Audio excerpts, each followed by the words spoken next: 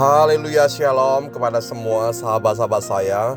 Tentu hari-hari ini kita semua bisa melihat bagaimana kondisi dunia yang sesungguhnya terjadi banyak sekali krisis. Bahkan kalau kita lihat dengan mata kepala, bagaimana peperangan mulai bangkit antara Israel juga dengan Iran. Sungguh satu kondisi yang sangat-sangat mengerikan. Satu kondisi yang real, nyata, kita bisa lihat di depan setiap kita. Dan dunia bisa memandang, bisa melihat bahwa inilah yang terjadi di hari-hari ini.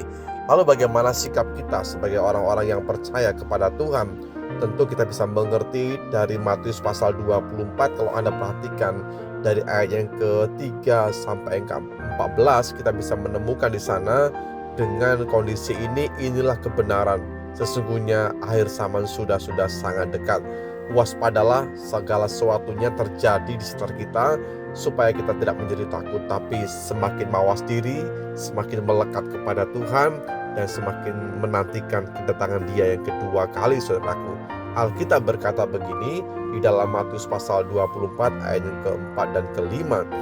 Jawab Yesus kepada mereka, waspadalah supaya jangan ada orang yang menyesatkan kamu, sebab banyak orang akan datang dengan memakai namaku dan berkata, akulah Mesias, dan mereka akan menyesatkan banyak orang. Bapak Ibu saya kasihi, tentu kita bisa melihat sekarang bahwa inilah kejadian-kejadian yang terjadi di hari-hari ini. Bagaimana terjadi bencana alam, bagaimana peperangan, bagaimana krisis moral pun terjadi. Dan kita bisa lihat di sekitar Anda dan saya, ada banyak penyesatan rohani yang kita bisa saksikan, dan semuanya merujuk kepada kebenaran firman yang menjadi kenyataan. Banyak sekali orang yang berkata bahwa ini mungkin kondisi-kondisi yang sulit, ini kondisi-kondisi yang payah, ini kondisi-kondisi yang memang akan mengarah kepada kehancuran. Saya katakan demikianlah firman Tuhan, dan semuanya harus terjadi menggenapi bahwa menjelang kedatangan Tuhan yang kedua kali, fenomena hal-hal seperti itu akan terjadi. Bagaimana krisis moral, ada banyak orang yang bertindak begitu jahat, ada banyak orang yang menghalalkan bermacam-macam cara, harus membunuh, membinasakan untuk mencapai sebuah tujuan.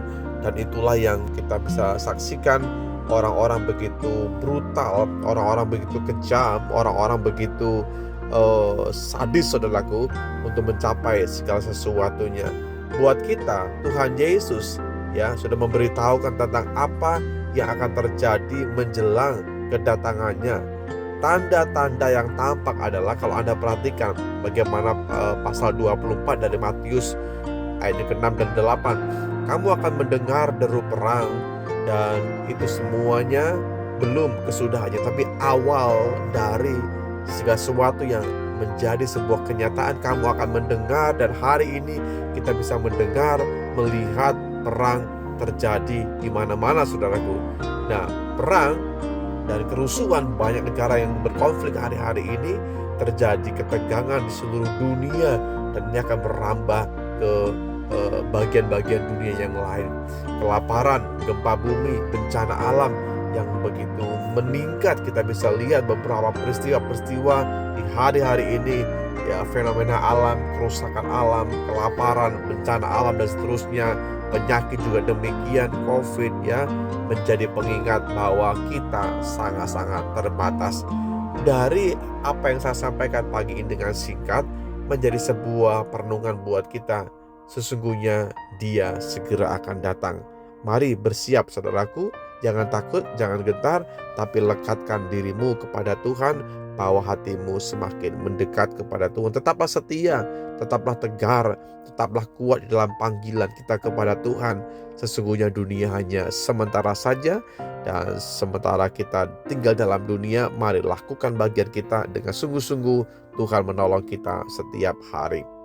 Terima kasih Bapa dalam sorga buat hari ini. Terima kasih buat firman kebenaran-Mu yang menguatkan kami setiap waktu.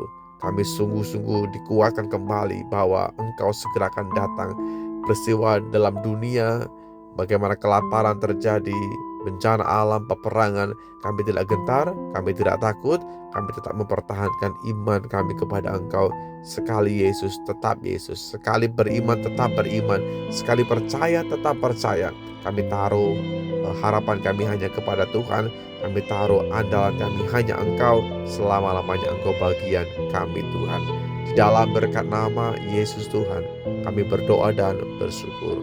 Amin.